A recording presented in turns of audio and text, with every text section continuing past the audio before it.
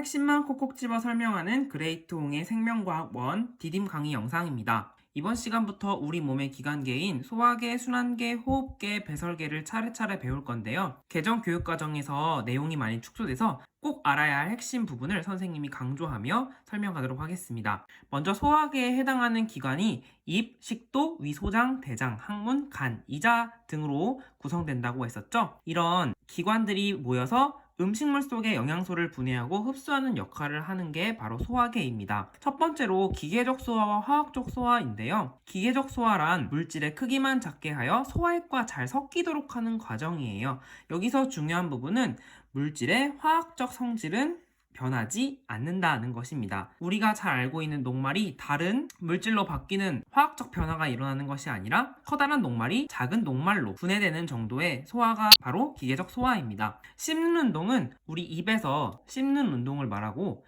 그리고 꿈틀 운동은 음식물을 앞으로 보내는 운동, 그리고 혼합 운동은 음식물과 소화액을 잘 섞어주는 운동을 바로 혼합 운동이라고 해요. 중요한 것은 바로 화학적 소화인데요.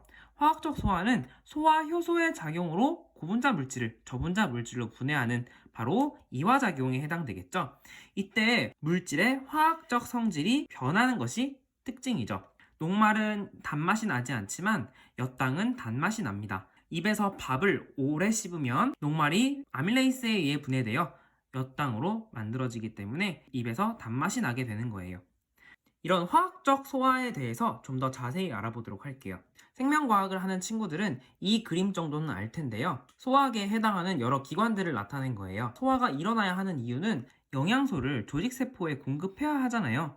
그래서 세포막을 통과할 수 있을 정도로 작게 만드는 것이 바로 목표입니다. 여기 대표적인 탄수화물인 녹말이 나와 있는데요. 육각형 하나의 분자가 바로 포도당입니다. 포도당이 이렇게 여러 개 연결되어 있는 것을 바로 다당류라고 하는데요. 다당류는 크기가 커서 세포막을 통과할 수 없으니까 분해해야겠죠. 이 탄수화물의 소화가 일어나는 첫 번째 장소는 바로 입입니다. 아까 말했듯이 심속의 아밀레이스에 의해서 포도당 2개로 이어진 엿당으로 바뀌게 됩니다. 자, 그리고 음식물이 위로 넘어가게 되는데, 자, 위에서는 이번엔 단백질의 소화가 일어납니다. 위액 속에 들어있는 소화 효소에 의해서 소화가 일어나고요. 위를 지나 음식물은 소장으로 가게 됩니다. 자, 그림에 보시면 소장에서는 쓸개즙도 작용을 하고 이자액도 작용하고 장액도 작용하는데요. 그 결과 소장에서는 3대 영양소의 소화가 모두 일어나게 됩니다. 이자에서 분비하는 이자액에는 아밀레이스, 트립신, 라이페이스 3대 영양소의 소화 효소가 모두 들어있습니다. 쓸개즙을 보시면요. 그림을 보면은 지방이 이렇게 뭉쳐 있어요. 그런데 쓸개즙에 의해서 지금 지방이 하나씩 떨어지고 있습니다. 큰 덩어리의 지방이 작은 덩어리의 지방으로 나눠지게 되는 것이죠. 이것을 지방을 유화시킨다라고 하고, 큰 지방을 작은 지방으로 단순히 바꾼 것이므로 이것은 화학적 소화에 해당되지 않습니다. 즉, 소화 효소가 들어있는 것이 아니고 기계적 소화에 해당되는 것입니다. 지방을 소화하는 소화 효소는 이자액에 들어있는 라이페이스가 유일하다. 여러분이 이렇게 알아두시면 되겠고요. 그리고 소장의 벽에서는요, 장액도 분비하는데 장액에도 소화 효소들이 들어있어서 결론적으로 소장에서 다당류의 녹말은 단당류인 포도당으로, 단백질은 아미노산으로, 그리고 지방은 지방산과 모노글리세리드로 소화가 됩니다. 지방산과 모노글리세리드는 이름이 좀 특이하죠? 머리에 꼬리 하나가 달려있는 것이 바로 모노글리세리드의 구조인데요. 꼬리같이 생긴 이 사슬이 바로 지방산입니다. 자, 그러면 여기서 가장 중요하게 꼭 알아둬야 되는 부분은 무엇이냐? 소화효소의 이름을 굳이 외우지 않으셔도 됩니다. 중요한 것은 바로 탄수화물은 포도당과 같은 단당류로, 단백질은 아미노산으로, 지방은 모노글리세리드와 지방산으로 분해된다. 최종 분해 산물을 꼭 알아두셔야 되고요. 소장에서는 이자액 속에 들어있는 소화효소에 의해 3대 영양소의 소화가 모두 일어난다. 요 2가지는 여러분이 꼭 알아두셔야 되겠습니다. 자, 그러면 소화가 다 된 영양소들이 소장에서 어떻게 흡수되어 심장까지 이동하는지 알아보도록 하겠습니다. 소장의 구조를 자세히 보면은요, 표면적이 매우 넓은 특징을 가지고 있습니다. 이렇게 많은 주름 구조와 이렇게 융털이라는 구조를 가지고 있습니다. 자, 소장 융털을 보면은 여기 모세혈관도 있고, 그리고 림프관도 존재하는데요. 모세혈관은 우리가 아는 혈액이 흐르는 기관이고 우리 몸에서는 림프라는 액체도 흐르고 있습니다. 이 림프라는 액체가 흐르는 곳이 바로 림프관입니다. 이 융털 쪽의 림프관을 특이하게 암주관이라고 불러요. 그래서 여기 가운데 노란색으로 되어 있는 부분이 바로 암주관이고 림프관과 연결되어 있습니다. 결론적으로 이 융털 안쪽에 암주관과 모세혈관으로 이 영양소들이 흡수되는데요.